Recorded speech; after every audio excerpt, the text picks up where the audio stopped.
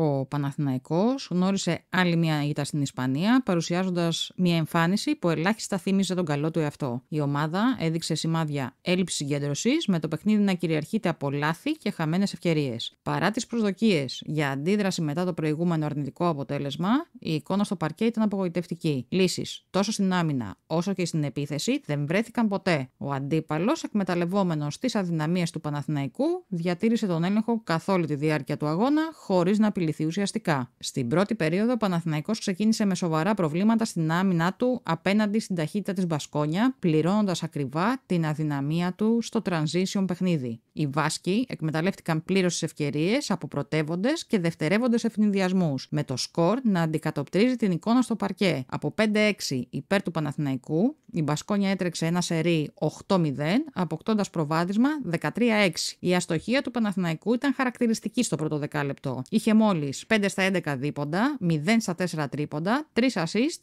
και 5 λάθη. Αντίθετα, η Μπασκόνια ευστόχησε στο 80% των διπόντων της και είχε και επίσης 2 στα 5 τρίποντα. Έτσι, πήρε προβάδισμα 22-13. Στη δεύτερη περίοδο, ο Παναθηναϊκός αντέδρασε. Ο Λορέτζο Μπράουν και ο Παναγιώτης Καλαϊτζάκης ηγήθηκαν του comeback, φέροντας το σκορ στα ίσια, 32-32. Ωστόσο, η αντίδραση της Μπασκόνια μετά το time-out του Ματέου ήταν άμεση. Με ένα σερί 16-6, οι γηπεδούχοι ανέκτησαν το προβάδισμα, φτάνοντας 48-38 στο ημίχρονο. Η εικόνα του Κέντρικ Ναν στο πρώτο μέρος ήταν απογοητευτική, καθώς είχε μόλις 2 πόντους και 3 λάθη. Στην τρίτη περίοδο, ο Ναν ανέβασε για μικρό χρονικό διάστημα την απόδοσή του, μειώνοντας τη διαφορά στους 5 πόντους, 48-43. Ωστόσο, τα αμυντικά κενά και τα λάθη έδωσαν την ευκαιρία στην Μπασκόνια να ξεφύγει ξανά, φτάνοντας στο συν 13, 70-57. Στην τέταρτη περίοδο, ο Σμαν, Γιούρτσεβεν και Μπράουν κατάφεραν να μειώσουν τη διαφορά στους 6 πόντους, 76-70. Τα άστοχα όμως σουτ και τα επιπόλαια λάθη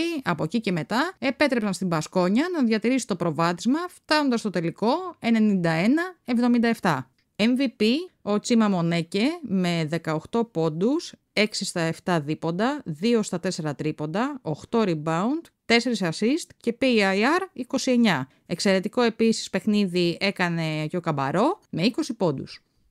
Αυτό ήταν το podcast Buzzer Beater από τη Σίλβια Ελλάς. Αν σας άρεσε το περιεχόμενο, πατήστε like, subscribe και καμπανάκι για να μην χάσετε το επόμενο podcast.